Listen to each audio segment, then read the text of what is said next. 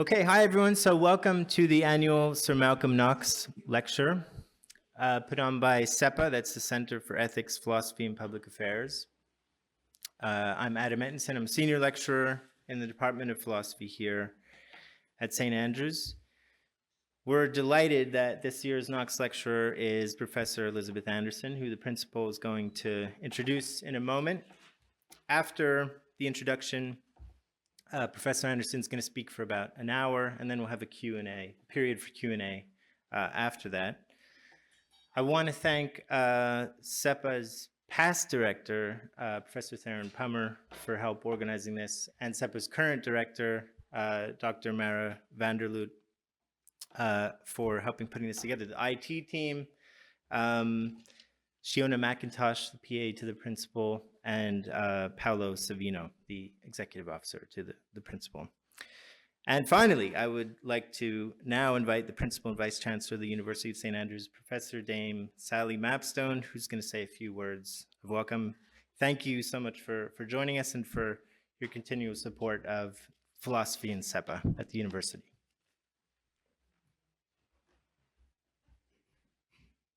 Thank you very much, Adam. Good evening, everybody. And it really is my great pleasure to welcome all of you to the 2024 Sir Malcolm Knox Memorial Lecture, to be delivered, as you've heard and as you can see, by Professor Elizabeth Anderson, Max Shea Professor of Public Philosophy, John Dewey Distinguished University Professor of Philosophy and Women's Studies, and Arthur F. Thurnau Professor at the University of Michigan, Ann Arbor.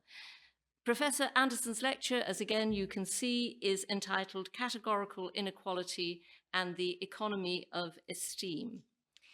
The Sir Malcolm Knox Lecture Series was established by CEPA, the Center for Ethics, Philosophy and Public Affairs, in 1985 to bring philosophical methods, insight and knowledge to bear on matters of public interest and to encourage reflection on the ethical and philosophical aspects of public affairs.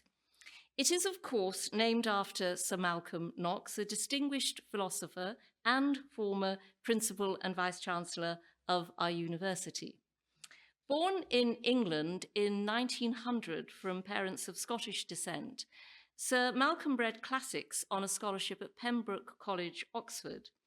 In 1923, he became secretary to the first Lord Leverhulme, the well-known philanthropist, after which he took up several administrative and executive positions in firms managing Lever Brothers' conglomerate West African interests.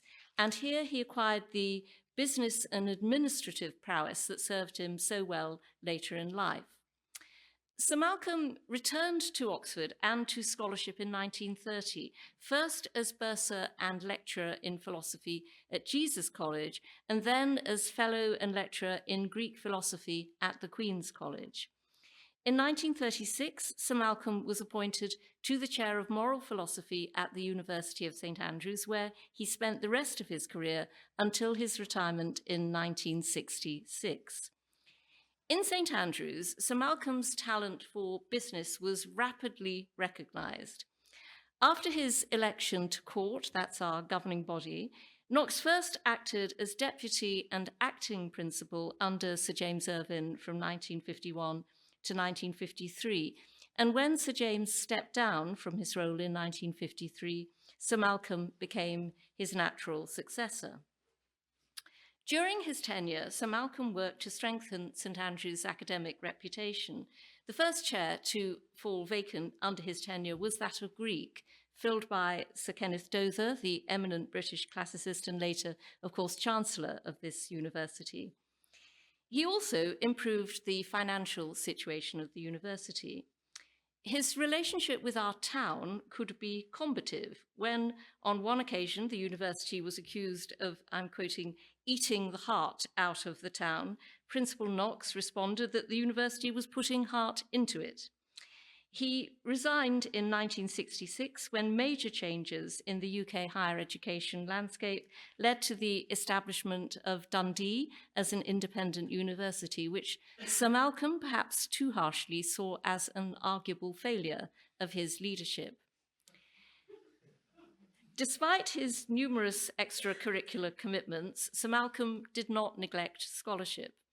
Philosophically, Sir Malcolm was a Hegelian, owing his initial interest in Hegelianism to his father, who had studied under the Scottish idealist Edward Caird. He was also influenced by R.G. Collingwood, who had been his tutor at Pembroke. Sir Malcolm's translation of Hegel's philosophy of right, accompanied by a full-scale historical analytical commentary and published in 1942 by the Clarendon Press, marks a major achievement in the history of British Hegel studies. In 1950, he founded the Philosophical Quarterly in St Andrews, of which he was also the first editor. Sir Malcolm wrote broadly on Hegel's work and influence and worked on editions of Hegel's early theological writings, political writings, and aesthetics. Sir Malcolm continued his research activities until he died in 1980. In his obituary, the Times described him as a wily committee man, a coiner of sharp aphorisms, and a master of formidable silences. 2024 marks the 40th anniversary of the Knox Lecture. Since its inception, the Knox Lecture has become one of our foremost annual lectures, attracting a very distinguished tradition of speakers. Tonight, we have the great pleasure of being joined by Professor Elizabeth Anderson. Professor Anderson started as an undergraduate interested in economics, but quickly turned to philosophy to question economics' normative presuppositions. Having obtained a BA in philosophy with minor in economics, high honours, at Swarthmore College in 1981, Professor Anderson went on to undertake a PhD in philosophy at Harvard University, awarded in 1987 to a thesis entitled Value in Ethics and Economics, which was published as a book with Harvard University Press in 1993.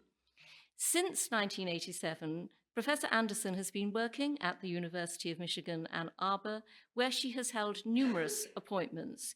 She is currently John Dewey Distinguished University Professor of Philosophy and Women's Studies and Max Shea Professor of Public Philosophy. Additionally, she has been Arthur F. Thurnau Professor since 2004 in recognition of her outstanding contributions to undergraduate education, and she is by courtesy also a Professor of Law. Throughout her career, Professor Anderson has received numerous honours, of which I'm just going to mention a selection. In 2008, she became a Fellow of the American Academy of Arts and Sciences. In 2013 to 14, she acted as Vice President, President-elect of the American Philosophical Association Central Division, and in 2014 to 15 as its President. In 2019, she received the prestigious MacArthur Grant, popularly known as the Genius Grant. In 2020, the magazine Prospect named her one of the world's top 50 thinkers, and she was elected a corresponding fellow of the British Academy.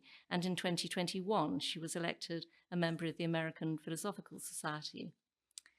A pragmatist in the spirit of John Dewey, Professor Anderson is an expert in ethics, social and political philosophy, philosophy of the social sciences, feminist theory, and epistemology, with a particular interest in social inequality and how it manifests itself in different dimensions of life.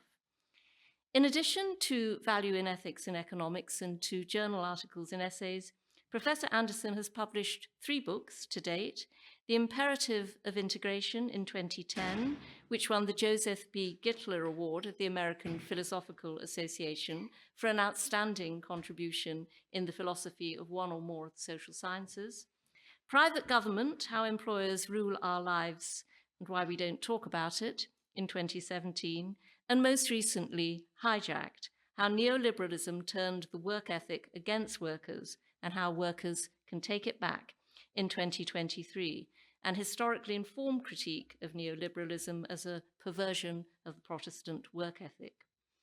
Now, as you've already heard, after her lecture, Elizabeth has very kindly agreed to participate in a Q&A, which is going to be moderated by Dr. Adam Ettinson, Senior Lecturer in the Philosophy Department. Adam's work explores topics in ethics, political philosophy, moral psychology, and social epistemology, and presently he's working on projects on anger, dignity, guilt, and wonder. Adam is also the author of the poster for the event, which you can see down here, which features a painting suggested by Elizabeth to illustrate the theme of her lecture, Reflections of a Starving Man or Social Contrast by the Italian divisionist Emilio Longoni in 1894, and which I should add also displays some hard-earned Photoshop skills on Adam's part, which he adds to his repertoire. So I'm really pleased to invite Professor Elizabeth Anderson to deliver the 2024 Sir Malcolm Knox Memorial Lecture entitled Categorical Inequality and the Economy of Esteem. Please welcome Professor Anderson. Well, it's a tremendous pleasure to see you all today and address you. It's a great honor to be invited to give the Knox Lecture. And I must say, I am just thrilled to be here. I love speaking in the UK and most of all, being in Scotland. So today I'm talking about categorical inequality and the economy of esteem. And I'm going to start off by reflecting on something that the great George Orwell said in 1937 in his wonderful book of essays, The Road to Wigan Pier. He said, "I have reduced everything to the simple theory that the oppressed are always right and the oppressors are always wrong. Mistaken theory, but the natural result of being one of the oppressors yourself." In this passage, he was reflecting on his own personal experience as a police officer for the imperial police in Burma, and his own personal experience of having to, well, police the locals, the colonized people, using violence and brutality, and his own experience of absolutely loathing being put in that position and feeling horribly guilty about it. And what I find so interesting about this reflection is that, of course, we can recognize that same thinking today in contemporary modes of identity politics. So we can see today a tendency among some activists to separate the world into oppressed groups and oppressor groups, or perhaps privileged groups against oppressed groups. And that kind of framework often leads to a kind of zero-sum politics, the idea that one side can gain only if the other side loses some benefits or of importance. Of course, this mode of politics these days makes room for allies or class traitors, so to speak. But I want to stress that not all identity politics is like this. So we have in contemporary identity politics room for allies, people from the oppressor groups to join in solidarity with the oppressed groups. But to do that, they have to be considered traitors to their own group. And I want to stress, though, that not all identity politics is like this. It's very important to recognize this is just one mode of identity politics. Martin Luther King famously had a dream where blacks and whites would join together on terms of equality. And he posited that as a hopeful and positive vision for blacks and whites alike, not as any kind of zero-sum game. But now we have to consider this whole idea of categorical inequality. And I'll just give you a definition up front. It consists in large and durable inequalities that of power, of esteem, and of wealth that tend to track prominent social categories or categories of social identity, such as, prominently in modern societies, race, gender, class, caste in India, religion in some countries, the kinds of categorizations vary from country to country, but what's important about categorical inequality is not only the tracking, but that it's intergenerational, right? This is durable inequality. Across societies, there's variations in which categories matter, although class and gender tend to be pretty prominent across societies. But whether, say, there's a caste system or specific forms of religious inequality would characteristically differ, especially which religion might be subordinated. And what's important also is contemporary social theorists believe that regardless of which categories are at stake, there's a common structural explanation for why and how categorical inequality arises, how it actually works. The main theorists here are the great social theorist Max Weber and his follower Charles Tilly, prominent sociologist who died a number of years ago, but still has continuing major impact today. And here's the basic story that they tell about how inequality arises. You have a particular group that acquires or gains, sometimes by accident, a dominant position or a monopoly over some critical resource. We'll call that R. This is an abstract account that applies across all types of categorical inequality. Whatever that R is going to be some resource that is vital for social advancement. Could be land in some societies. In other societies, it could be education. Sometimes a monopoly on intellectual property. And then once the group gains a dominant position, it self-segregates. That is, it adopts norms of social closure to prevent members of other groups from gaining access to their identity. So characteristically, you'll have norms against intermarriage between the monopolizing group and outsiders. And they will construct an identity boundary and start telling stories about themselves, about why they're so different and superior to others in order to rationalize their monopoly. And they'll ascribe to outsiders distinct identities that carry stigmatized characteristics that are imputed to them, and adopt cultural practices to sharpen the identity differences between themselves and the people they're keeping out. Then that group will bar the outsiders from getting access to this critical resource that's known as opportunity hoarding, or alternatively, they'll give them access to it, but they charge monopoly rents for that access. And that mechanism is known as exploitation in the social theory literature. And then the dominant group will use their monopoly over one resource to acquire monopolies and subsequent resources, notably in political office. And from there, right, they can monopolize esteem and whatever other goods they care to monopolize. So here's some examples of how that works.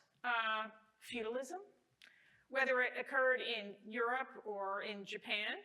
Common model, you have a group of knights monopolizing military technology, use that to gain a monopoly on political office and land, and from there they create a boundary, an identity boundary between aristocrats and commoners. It happened notably in Japan when the samurai banned the ownership of guns. Guns being the great equalizer compared to swords. And of course, swordsmanship requires immense investment of time in the acquisition of skill, military skills, whereas guns, as you know from the American scene, any idiot can kill somebody else with a gun. And that way the samurai could hold on to a monopoly on military technology, use that to monopolize political offices and land and so forth, and control the rest of society. So it's not uniquely a European phenomenon. Another example would be theocracy. In this case, priests gain a monopoly on rituals, sacraments, and access to divinity.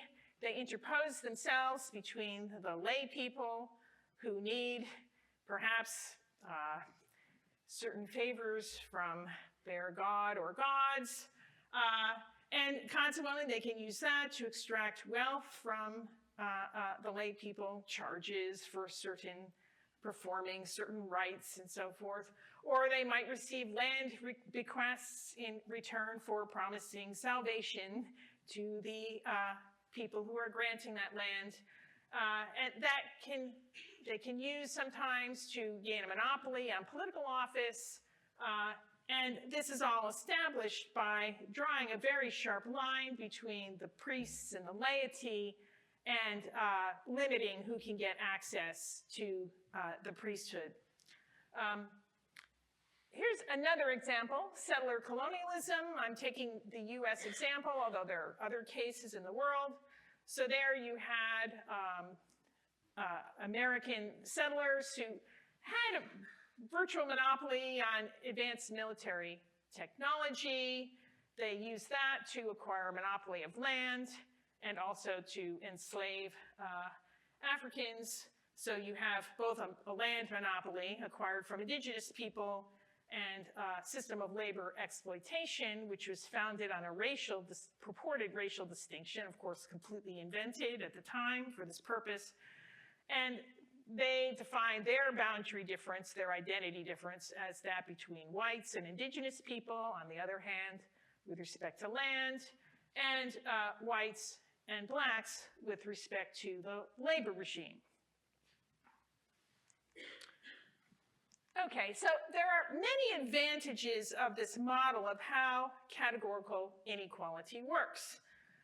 For the one point, as I've just mentioned, we have some excellent examples of empirical success. And that's really the primary appeal of the model. Here we have a contemporary example by the sociologists Douglas Massey and Nancy Denton, whose work was pivotal to my own book called The Imperative of Integration. And what they showed is de facto racial segregation of residential areas. Even after the laws that had mandated racial segregation were abolished in the United States, de facto segregation continued, in part through discriminatory housing norms and practices of real estate agents and so forth, so that we still see quite dramatic racial segregation of neighborhoods even to this day, long after the laws supporting it have been dismantled. And what they show in this book is that pervasive residential segregation has enabled the continuation of white monopolization, essentially, of prosperous residential areas, which then they can use the tax revenues to get better schools. Since in America, the schools are locally funded, to award themselves better social services and so forth, and perpetuate over time the impoverishment of areas where African Americans and certain immigrant groups are concentrated compared to the exclusively white neighborhoods. Another advantage, besides empirical success, is it has a kind of generality to it, so that we can see how, regardless of whether the social category in question is of race or caste or class or what have you, you can pretty much see the same mechanisms being used by dominant groups to secure and transmit their dominant position in society to the next generation. And because of its generality then, this explanation reveals the socially constructed and morally arbitrary nature of categorical inequality. It really doesn't matter what the groups are. They're all made up, and the stigmatizing characteristics attributed to the subordinate group are also similarly made up. Social formations arranged in order to make those stigmatizing characteristics seem natural. But it's all morally arbitrary, and consequently, these models are able to debunk the ideological rationalizations for categorical inequality by exposing their arbitrary nature and the fact that, well, in fact, you see some differences across societies in which groups are subordinated and which ones are exalted. But how that happens, they're all using the same monopolization techniques to achieve that. Now, having said that, it's important to recognize that this is doing social theory at a very high altitude. And once we start looking more carefully at the empirical evidence, we have to introduce complexity. So this is a very simple model. It has important empirical successes, but we cannot take it completely at face value. And one of the important innovations of social theorists that was mostly developed by Black feminist academics is known as intersectionality. Kimberly Crenshaw invented that term, although in fact there's a very long tradition among Black feminist academics working out some of the details of intersectionality without using that vocabulary. It goes even back to the 19th century. So on intersectionality theory, we recognize that everyone has multiple intersecting identities. So, there's everyone, say, in the United States will have race, racial identity, gender identity, class identity, and so forth, in every possible combination. And, of course, inequality is going to track multiple identities. And so we had to figure out how that works.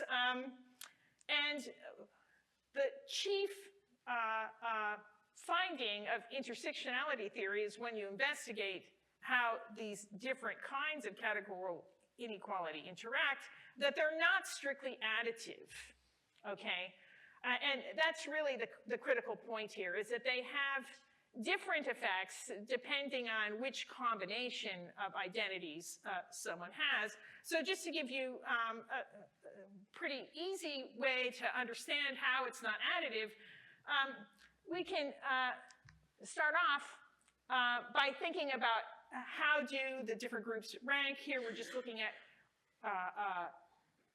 race and gender groups, and in the United States, white men have the highest average weekly income, followed by white women, followed by Black men, and Black women have the lowest average weekly income, highest rates of poverty. Okay, so you might think, well, if it's all additive, then that just shows that race in a certain way trumps gender, but within a racial group, men always have the advantage over women. That would be, but it turns out that's not true because these things are not working additively. So if we look, for instance, at attainment of college degrees, we find that actually white women are ahead of white men in the percent who get college degrees. Black women are ahead of Black men in college attainment.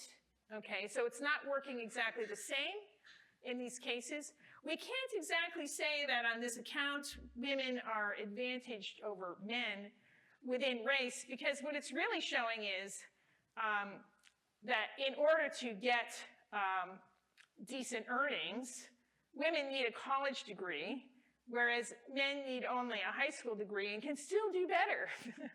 Right, so women actually have to make a lot more educational advancement, and they still don't reach parity in average income on account of their education.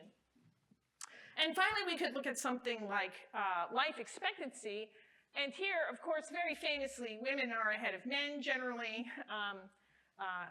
So again, we have a different ordering of these intersectional groups, race-gender groups, with white women having the longest life expectancy, black women next, white men third, okay, and black men at the bottom. So what we see here is very complicated things, which empirically you would have to really sort out what the mechanisms are that are causing these differences, these inequalities with respect to life expectancy. Quite a lot of the gender difference here can be accounted for really due to self-destructive norms of masculinity. In the United States, a lot of that is reflected in gun violence, the defense of one's masculine honor through the resort to gun violence. Luckily, the UK doesn't have that kind of problem, at least at anything remotely like the US, but you actually can see the results of gun violence, especially on men, quite severe in terms of their life expectancy. And then, of course, we have to add even more complexity once we think of various more complicated cases, such as mixed-race people, throw in class, throw in disability, which is a major source of disadvantage and stigmatization, sexual orientation. It gets very, very complicated very quickly. Here's a second challenge, which comes from Rousseau, who was really one of the most innovative and important thinkers of inequality. He wrote a great essay on the origins of inequality. And he argued that esteem competition is a pivotal driver of group-based inequality. It's the desire for esteem, and in particular, superior esteem over others, that drives inequality. That's what people want. They want superior esteem. In order to get that, they compete for the acquisition of property because people honor wealth, even though it doesn't merit in and of itself esteem. We are psychologically driven to honor wealth. By the way, Adam Smith thought exactly the same. They're entirely on the same page here. Mere possession of wealth does not entitle anyone to esteem, but somehow we just find ourselves honoring the wealthy anyways. And what does esteem competition do? It basically leads people to construct much finer-grained rankings of who is better than who, or who is more estimable than others, than even these gross social categories that we've been talking about so far. So within any social category, what we see is very fine-grained distinctions. So say within men, some men are more manly than other men, right? And you can generate hierarchy that way, a kind of esteem hierarchy. And similarly, among women, some women are more feminine than others and entitled to certain honor on that account, right? And so you end up getting all kinds of fine-grained esteem rankings due to the competition for superior esteem. And as Rousseau stressed, all of these fine-grained distinctions of esteem are based on artificial merits that were constructed for the sole purpose of drawing invidious distinctions between oneself and others. I was just having a conversation before coming here with the principal and Adam about accents, right? These are linguistic distinctions which are pervasive in the UK, basis for drawing for ranking people in terms of how much esteem they're entitled to. The United States, rife with inequality. We're not so great at accents. We have other ways of marking distinction, not so much accents. But we see many other artificial merits which acquire esteem, not for any real morally justifiable or ethically justifiable reason, but just because you can fool people into esteeming these things. So for instance, various ranks of nobility or ancestry, the idea of having great ancestors somehow bestows honor on the descendants. We see it's very prominent in the US scene, billionaires insisting that they need ever more billions, even though it's impossible for them to consume what they've acquired. I mean, just think about Elon Musk has about 200 billion, I think, and he insists that he needs another 56 billion from Tesla. Well, why on earth? I mean, he can't possibly spend this all on himself.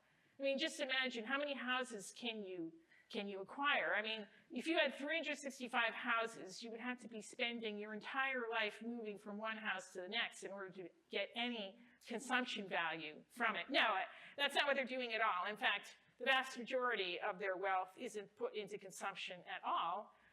So why do they insist on adding extra zeros to their wealth accounts? Because they've turned money into a measure of scorekeeping of who is superior to who. And they're just acquiring it for no other purpose than to keep score against their fellow billionaires, with Elon Musk and Jeff Bezos and Bill Gates and all these other Silicon Valley types. That's really all they're competing about. It's proxy for esteem. Okay, we also have famously cultural capital. That's where accents fall, various differentiation of taste and manners. The upper class people invent systems of refined manners in order to look down their noses on people who don't have access to this knowledge, and then they can be despised on account that they haven't mastered these arbitrary manners. Similarly, we have femininity contests among women, beauty contests, fashion standards, and so forth, which women use to put other women down. And similarly, we have masculinity contests as well. This is prominent in the United States. About 25% of sexual harassment claims in the United States are based on male bullying. Not, say, a gay male boss trying to extort sex from subordinate. That's not that common, actually. Most of these cases, the sexual harassment complaints, are bullying cases.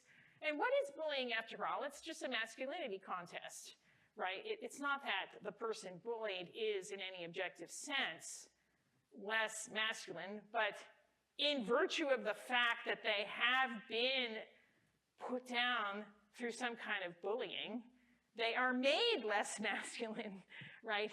And that's how a lot of it works. It's humiliating and horrible for such people, but it creates these very fine-grained distinctions of rank, sometimes within a firm. And even within the military, actually, which cross-cuts the official military ranks. So now let's think about some uses of categorical inequality and the idea of categorical inequality today in contemporary identity politics. And I want to take a look in particular at privilege discourse, which I think it's very common in the United States. I suspect you're familiar with it as well in the UK. And here is a discourse that argues that wealthier white men are on top. They enjoy privilege over all other groups. And they're told to check your privilege, or sometimes it'd just be like white people told to check their privilege, or rich people, maybe not on an intersectional basis.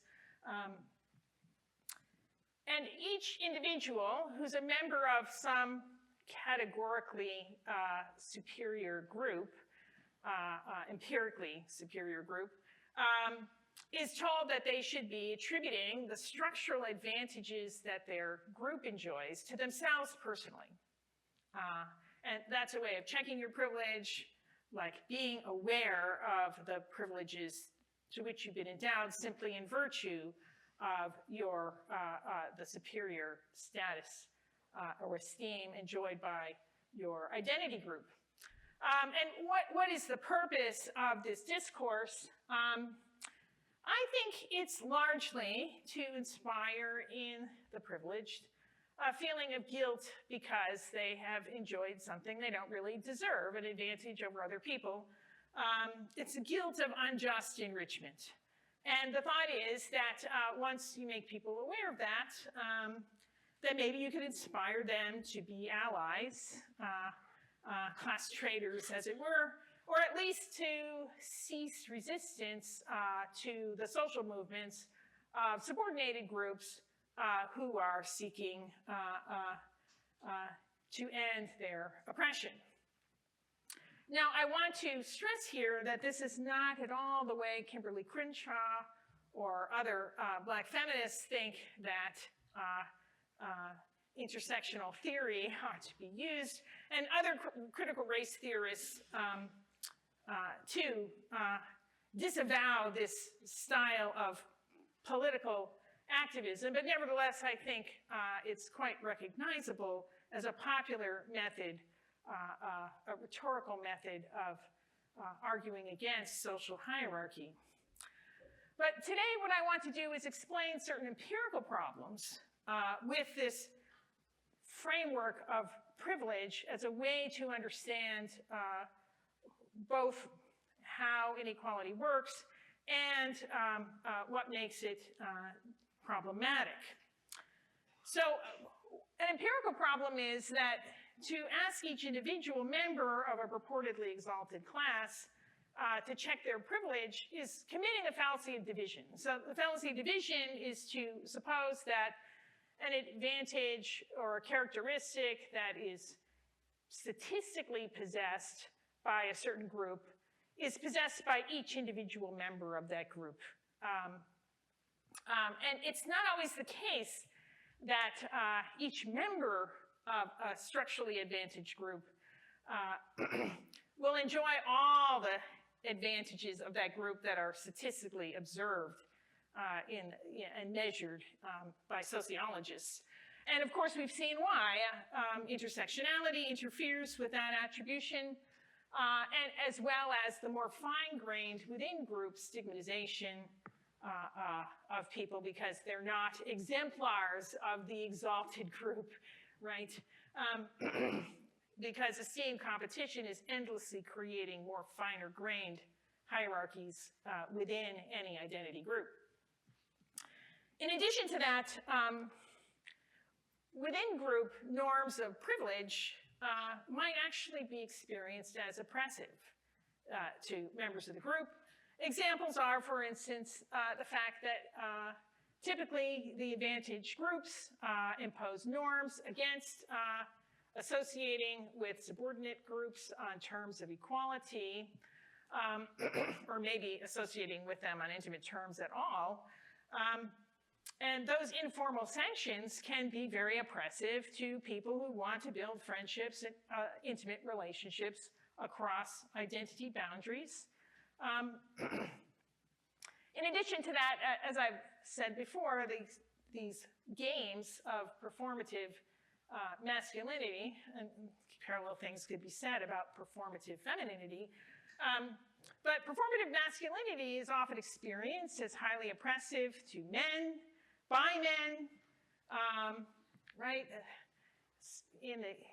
Commonly between the United States and the UK, a certain style of emotional repression, rejection of effeminacy, the need to participate in these masculinity contests, unattainable standards of real manhood. Many men find those things not not weigh modes of access to privilege or advantage, but really experience them as really oppressive practices. Secondly, the privilege frame, I think, is ultimately self-defeating. And this is known empirically. So when members of advantaged groups are presented with a privilege frame to explain why they enjoy advantages over others unfairly and unjustly, a common response, not uniformly, but instead of feeling guilty about this, people think, well, I mean, if it's us against them, I guess I'm going to choose us. It's not uncommon.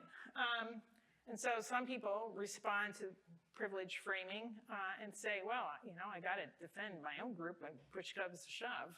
But even if guilt tripping is, you know, not everyone responds well to guilt tripping as well. Typically, what happens is people get very self-defensive about the accusation that they enjoy unjust privilege. And so they start coming up with ideological rationalizations, citing their individual desert or how hard they've worked without considering how hard, say, poor people have to work for their meager wages. And then they, of course, can come up also with citation of disadvantages from which they suffer, which is easy enough to find due to intersectionality theory and this more fine-grained esteem competition, because no one is at the absolute tippy top.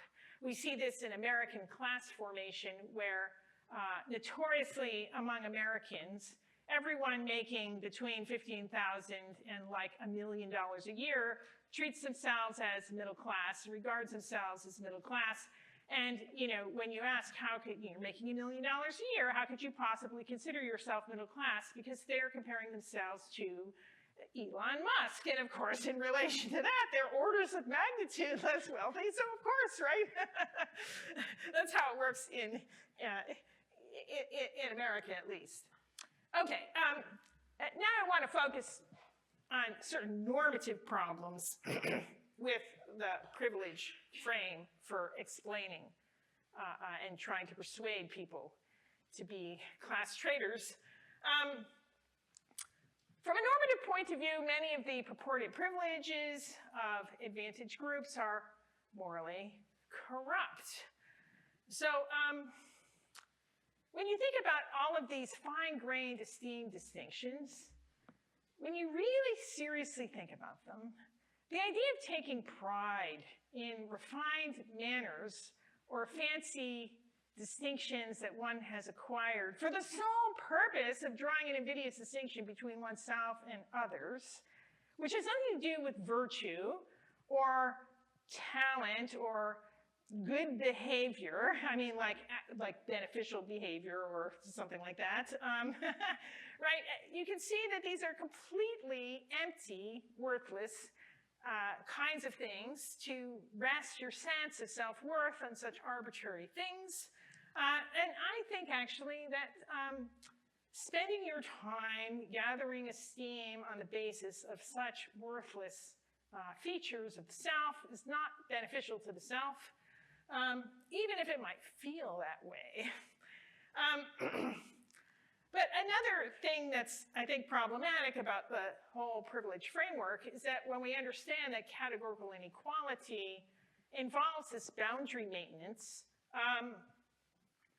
and some degree of group self-segregation around certain resources, that really alienates people from one another. And that creates a society that has a lot lower trust in it. So when social relations are marked by distrust, you actually are living in a worse society. And it's not great. It's not a great feeling to be in a low trust society, and that, you know, that even affects the privileged in negative ways. I was once talking to somebody who frequented Tijuana, Mexico, and he said that at night you would hear nothing but the barks of dogs. And I asked him, well, why were dogs barking at night constantly? And he said, because the wealthy in Tijuana had vicious guard dogs to guard against poor people who they feared would maybe rob them, burglarize their homes. And so they have to live with these vicious dogs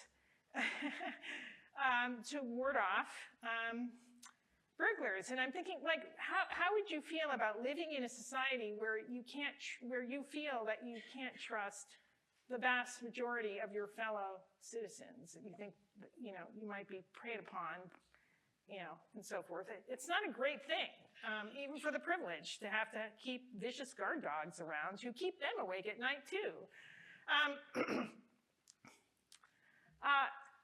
Furthermore,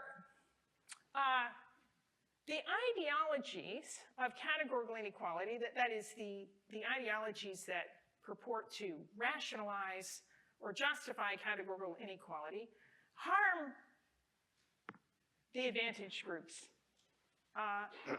Why?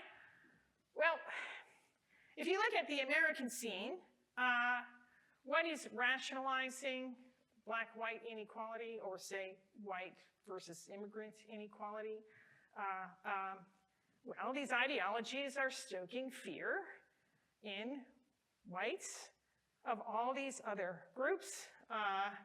Most of it is just racist propaganda, cherry-picking examples and taking them as generalizations about all of these other groups from which white people feel alienated. And, to go around feeling fear and resentment of groups beneath oneself is not good. It's this baseless fear. It's just based on propaganda, not on objective reality. And not only does this fear and resentment is bad for people, but it also feels bad, really bad for people. In addition, we have James Baldwin, who I think importantly pointed out that at some level, white people in the United States understand that the racial system, especially against black people, is horribly unjust. And he diagnosed in essay after essay the psychological twisting that white people had to undergo in order to avoid confrontation with this reality, and that distorted their emotions. And in particular, he argued in case after case, often through cultural artifacts such as film, that white people's desperate need to ward off guilt ended up in them defending the indefensible and feeling very defensive about it, because at some level they're aware that what they're defending is indefensible, right? So it puts people in a distorted, perverted position.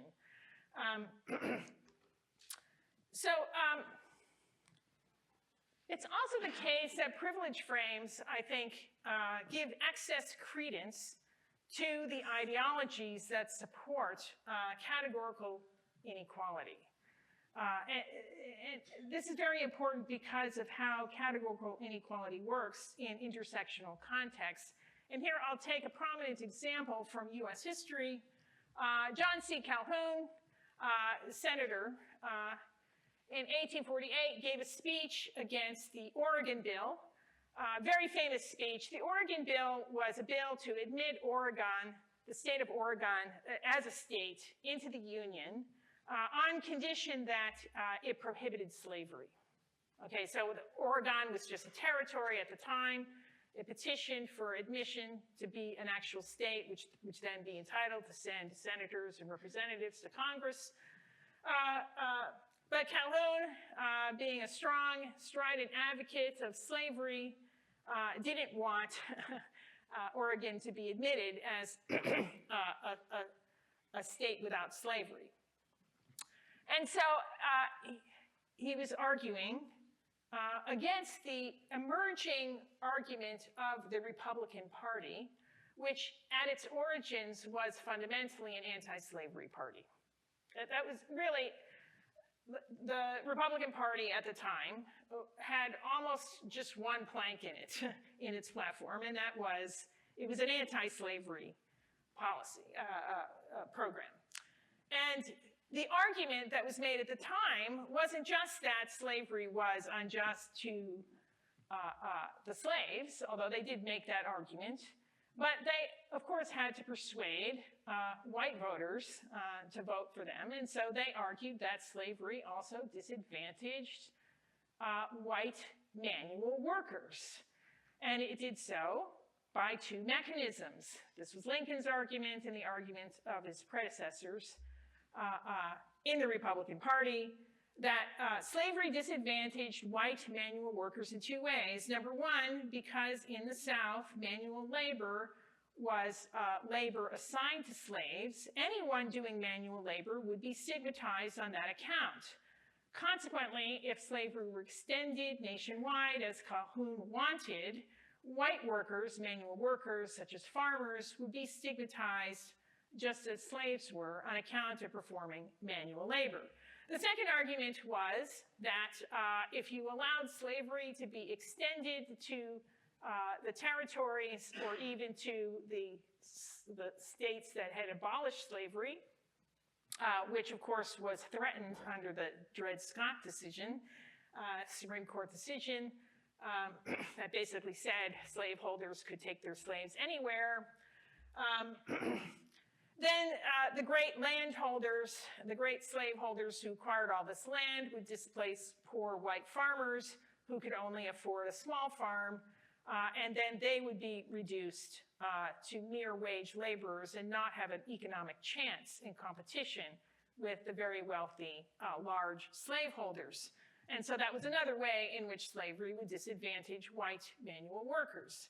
In response to that, Calhoun said, and this is I'm quoting here, with us, the two great, he's basically telling Northerners, you don't understand how the South works with slavery. This is how it really works. He said, with us, the two great divisions of society are not rich and poor, but white and black. And all the former, the poor as well as the rich, belong to the upper class and are respected and treated as equals. So this is his refutation of the Republican Party argument that black slavery is bad for white workers. Basically, what he's saying here in this argument, he's answering the problem of intersectionality here. He's saying, look, we have this slavery practice which compensates poor white people. The fact that slavery is specifically racialized, that only black people are eligible to be slaves, compensates poor whites for their economic and power loss under the class-based inequality established in the South, because we exalt them as being members of a superior race. And so, like, poor white Southerners are totally okay with slavery on this account, he argued, and those Northerners, those Republicans, they don't know what they're talking about, okay? Now, in reality, this is a complete lie, okay? In fact, the status of the landless white laborer in the South was appalling. They were desperately poor and barely better off than the few number of freed blacks in the South. Why was this? Well, number one, the American racial system depended on a radical black-white dichotomy. You were either black or you were white, nothing in between. But in reality, of course, this practice of slavery itself was founded on miscegenation, that is, the systematic rape of black female slaves by white slaveholders to expand the population of slaves owned by the owner, that produced a large number of mixed-race people. And many of these slaveholders felt a little bit guilty about enslaving their own offspring, and consequently there was a practice of manumission that typically applied, not uniformly by any means, but a good number of slaveholders would actually free their own offspring. okay? Sometimes at their death or something like that. Consequently, there was released into society a group of free people who it was really hard to tell whether they were black or white. And meanwhile, you also had poor white laborers laboring under the sun and getting deeply tanned as a result. And again, it's like really, really hard to tell the difference. There are literally thousands of legal cases which turned on whether somebody was really white or really black. And also because these people were desperately poor, because when you think about it, in a slaveholding society, how could you compete against slaves who didn't have to be paid a wage at all when you needed to be paid a wage in order to survive, right? So these people were absolutely on the edge of survival, these free white workers, and often had to resort to or voluntarily entered into intimate associations with free black people who may well have been their relatives. Right, and so they were stigmatized, and consequently, in slaveholding Southern society, poor whites were considered a potentially subversive class that might destabilize the whole slave system, and consequently, they were subject to what was, in effect, a police state. Okay, constantly supervised, policed, managed, thrown in prison a lot for petty crimes, vagrancy and so forth, common crime that led to prison. They were not at all. It was a lie to say that poor whites were exalted by their race in the slave system. To the contrary, they were not at all treated as equals just on account of their race. Okay, so let's think even further about this compensatory zero-sum economy of esteem, which is Calhoun's rationale. Okay, well, we had to consider that wealth and power constitute their own esteem hierarchies. Even in the post-Reconstruction era, this was after the Civil War, slavery's abolished, brief period of an experiment in racial equality known as Reconstruction. It lasted about 10 years or so. And then after that, you have poor whites again thrown back into a very similar status to the emancipated, the freed people who were black. And what we find, economic historians have discovered that poor white sharecroppers were barely better off, almost as materially disadvantaged as black sharecroppers, and they were stigmatized on the same grounds. They were considered, well, you must be inferior because you're doing the same work as black sharecroppers. In addition, there was late 19th century mass disenfranchisement of black people. U.S. Constitution forbade the explicit disenfranchisement on grounds of race. And so they instituted literacy tests, but of course the former slaveholding class, still politically dominated, they destroyed all of the public schools, set up equally for whites and blacks under Reconstruction. And so whites would not be literate either, the poor whites. So they would be disenfranchised.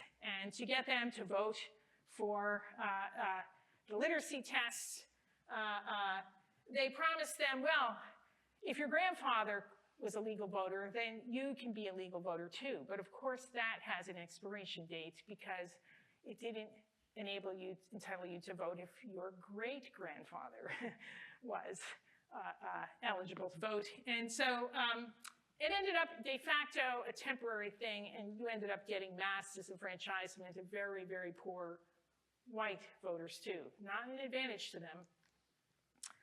So racial hierarchy ended up creating esteemed losers even among members of the purportedly exalted class. And we see this remnant today in a pretty offensive phrase, which signifies a group of very poor white people who are considered stigmatized pretty much on the same grounds that blacks are today. Okay, let us get back to Rousseau then. and his critique of categorical inequality supporting ideologies. Recall that on his account, Esteem competition is the great driver of the competition for superior wealth, and that becomes a zero-sum game. One is exalted only at the expense of others on his account. Extreme wealth inequality, on his view, drives nasty emotions, intergroup relationships of envy and spite and class conflict. And on his account, that class conflict ultimately leads to a social contract into an authoritarian state. So he, in his imagined sort of history of how things happen, wealth inequality emerges, and then you have anarchy and class conflict, which can only be solved by people agreeing to a social contract to establish a state.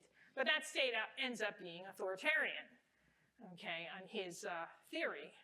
And what is the ideology that supports this authoritarian state? Well, Rousseau argued that the ideology purports to give property owners equality, just in virtue of their owning property. They're all equal in that way. But everyone else gets something to gain from it too, namely peace and prosperity and liberty from the existence of a state. But of course, the reality was quite different. On his view, unlimited wealth accumulation would lead to runaway inequalities of wealth and power and esteem. There's no internal brakes on a system that permits unlimited wealth inequality. And ultimately, on his view, everyone is going to lose to the despot on top. We have some prominent examples of this in contemporary society. Russia, I think, is an excellent example of this. All of these oligarchs in Russia really are hapless. If Putin doesn't like them, they are in big trouble, right? They could be jailed, they could be stripped of their assets, they could be deprived of opportunities to travel. Same thing is true in China, in India, and so forth. Modi has pretty much absolute control. Anyone who crosses him, no matter how wealthy, really can be charged with false tax evasion charges and so forth, jailed at his whim. This is what happens. Everyone ends up losing. And that's essentially what Rousseau thought too, is that this endless, fine-grained system of inequality and endless differentiation of status is going to lead to despotism where everybody is a loser. So, if then zero-sum privilege frames are problematic, how should egalitarians frame the case for alternatives to systems of categorical inequality? Well, again, in the great tradition of American Black political thought, we see very strong traditions of giving an alternative to privilege frames, which grant too much credence to the inequality supporting ideologies. We have W.E.B. Du Bois back in the 19th and early 20th century, and Heather McGhee today in the 21st century, basically saying that it's always possible to arrange institutions so that the development of each and distribution of resources to each redounds to the benefit of everyone. Everyone can gain. We can escape this zero-sum logic of runaway inequality. We don't need this. It's not inevitable. It's possible to do something different, which will redound to the benefit of everyone. Okay, and well, is there empirical evidence for this? Well, in fact, there is excellent empirical evidence. Here, I'll just take one example. Gavin Wright, economic historian, wrote a wonderful book called Sharing the Prize, in which he crunched a lot of data. He's trying to figure out who gained from the Civil Rights Act of 1964, which in the United States banned racial discrimination in employment. It also banned a lot of other things too, just racial discrimination. Other forms of racial discrimination, but that was the big one that this graph illustrates. And what you see here is, in the South, white wages and black wages from 1950 to 2000. And what you see here is that after 1964, blacks took advantage of the Civil Rights Act to sue employers engaged in racial discrimination. You see black wages increasing quite impressively after 1964. But lo and behold, it didn't come at the expense of white wages at all. To the contrary, the poor, the South, before the 64 Civil Rights Act, was notoriously impoverished and underdeveloped, not enough investment. After the 64 Civil Rights Act, it turned out that there was a lot of repressed black talent that didn't get access to decent jobs. After 64, they gained access to those jobs, and they turned out, to the great surprise of white employers, to be way more productive than the white counterparts who had always taken those jobs, right? And so productivity exploded across the South on this account, and that increased labor productivity led employers, firm owners, to invest a lot more money in Southern plants, and that redounded to the advantage of white workers. It's actually very helpful if the people around you have higher labor productivity. That enhances your own wages. And this is a beautiful illustration of how that's so. And Wright argues that it was really the 1964 Civil Rights Act, as well as various other anti-discrimination laws that were passed around the same time, by moving towards a greater equalization of blacks and whites, actually redounded not only to the benefit of blacks, but also the benefit of whites. There are many other examples like this, but this chart, I think, is a nice visual representation of the general argument, okay? And so this, I think, is the chief challenge for egalitarians. And the take-home lesson, egalitarians have to persuade everybody that a better world is possible for basically everybody. Okay, it doesn't come at one's own expense if one is a member of a categorically exalted group, if we move to a more equal society. That better world is possible only on the basis of intergroup collective striving as equals. We can learn to be equals with each other. That has nice benefits. We have greater trust, greater comity, opportunities for better social relationships across identity boundaries. And when we do that, then we can rewrite the economy of esteem for everyone so that it's no longer zero sum. Okay? And then we can also derive esteem from a great collective achievement on that account. And indeed, Rousseau had that idea in his version of the social contract, which instead of being authoritarian is democratic. Where do citizens gain their sense of esteem? In the fact they've created this just and glorious republic, and they bask in each other's glory because that was a great collective project that's so wonderful, right? Now, how do we get there? Well, I have to say, you know, here I am a philosopher, but I don't think philosophers' arguments alone can get us here. And here I borrow from my friend and former fellow graduate student, Michelle Moody Adams, who's just written a wonderful book about this, where she argues, look, we can't rely on philosophers' arguments alone to bring us to a better world.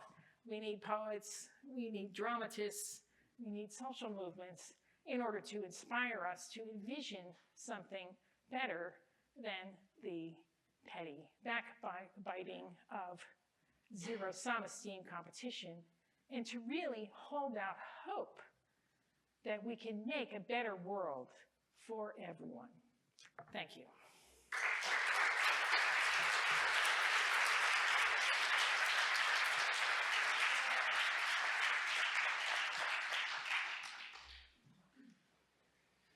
Okay, so we now have about 10 minutes for questions. So feel free to raise your hand and I'll come over with the microphone and let you ask a question.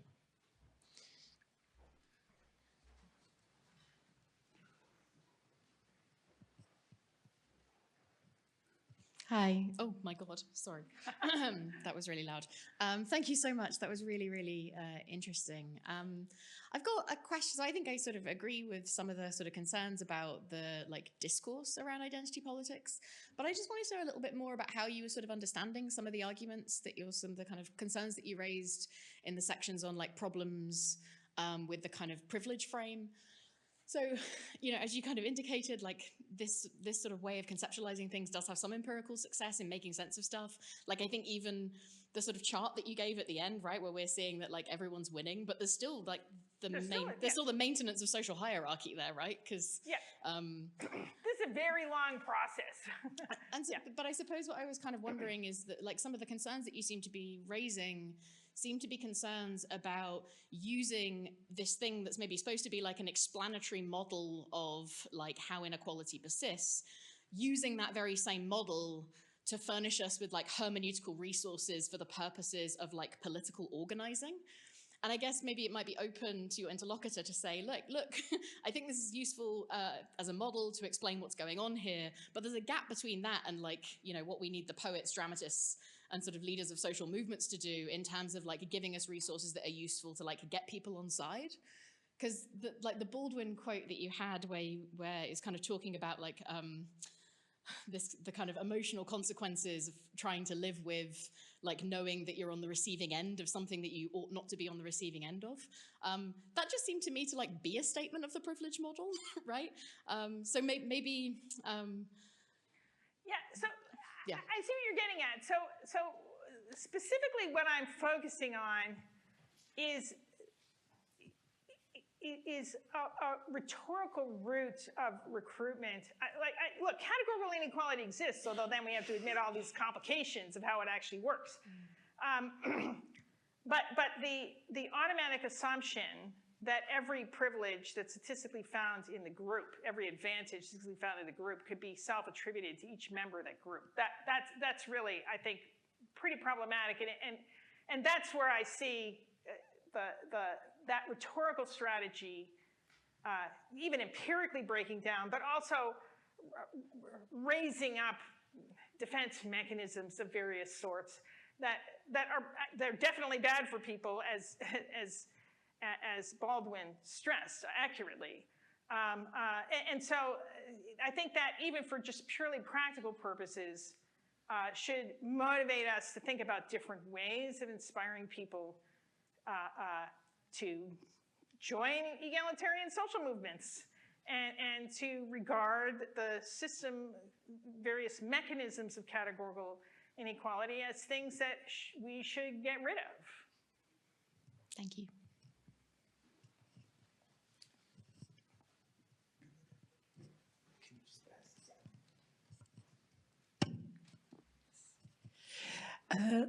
Well, thank you so much. I'm broadly very much in agreement. And I think the one very interesting case for the non-zero-sum conception of equality and inequality is actually gender. I think it works even better because I think, patriarchy is bad for everybody. But I'm a little worried about when you said at the end, well, the Esteem economy doesn't have to be zero-sum. I'm not sure, it will depend on what you understand by esteem. And of course, that's what we philosophers do, right? We say, well, let's distinguish the term esteem. If esteem is just, well, a recognition of a person's dignity as a person and possibilities for the person to thrive, to flourish, etc., that, it can be side by side. But if esteem is always kind of contrastive, there's a sense in which, if I'm extremely accomplished academically, I don't know, but it turns out I have a brother or a sister who's even more accomplished, within the family, I'm still going to feel like, I'm the loser in the family, even though from the outside it looks like, I'm very accomplished. So it does seem like there's always this comparative conception. And if somebody's very accomplished, there's still the problem if there's somebody else who's even more accomplished, and that's going to, hurt your sense of your own self-esteem. So I was just wondering if you think, there's a way to, accommodate this idea of the contrastiveness of esteem. Yeah, it's a really great question, and so we can't. So one of the themes of my thinking about equality is, yes, sometimes there are like, yeah, these interfamily things, but not every fine-grained differentiation is fundamentally unjust or oppressive. You want to stop, say, the translation of higher esteem in one category and letting it extend to a lot of others. So we have strategies for dealing with that. People can choose their own pawns, right? They can have higher prestige in a smaller group. We have pluralism. So yes, so in academia, of course, academic accomplishment is highly esteemed, but among fans of athletics, it's like academics are nowhere in that ranking. So I think value pluralism is very useful in preventing these sort of within subgroup distinctions from mattering that much overall.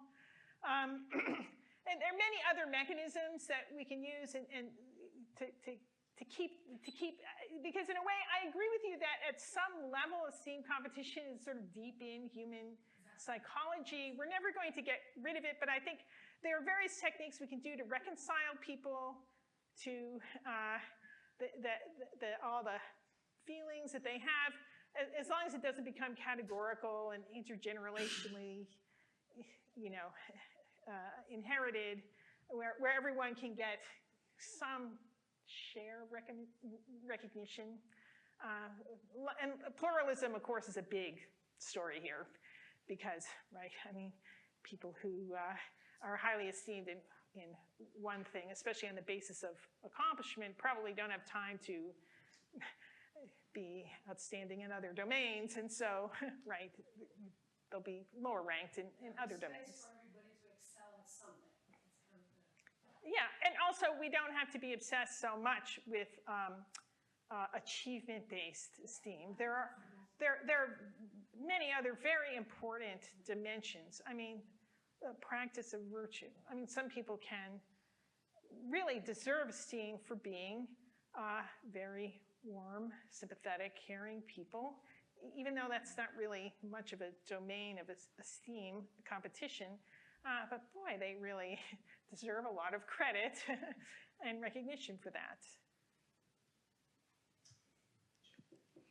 Hi, thanks very much for a wonderful talk. You actually, I think, in part answered my question in response to the previous question. So I was wondering, in the case where you accept that humans are just going to be competitive and they're going to look for ways to be more esteemed than each other, are there categories that we should be trying to encourage people to be more, esteemed in?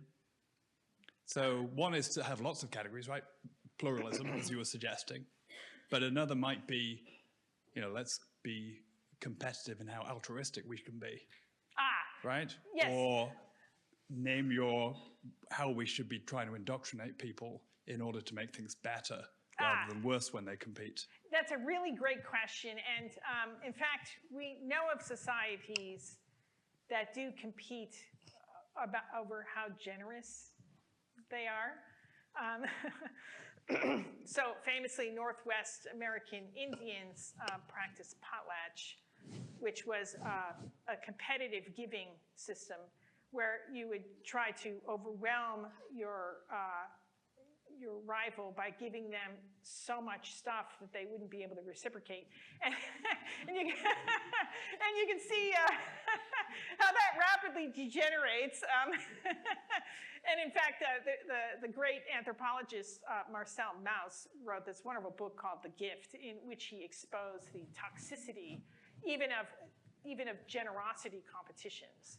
And in my own work, I think that there's a kind of inherent moral perversion with this kind of competition, since the object, the aim of benevolence should be to help the other party, to, the recipient. And once you turn it into an esteem game, what you're really trying to do is put down the people, right? So it's perverted. It's kind of, it just keeps it perverts a real objective of benevolence. Am I trying to put down my competitors in benevolence, not people that I'm benefiting? Well, in Potlatch, it was really about who the recipients. But there is a kind of interesting, and Mauss argues, a kind of universal logic to this, that the recipient of a gift does actually feel a need to reciprocate.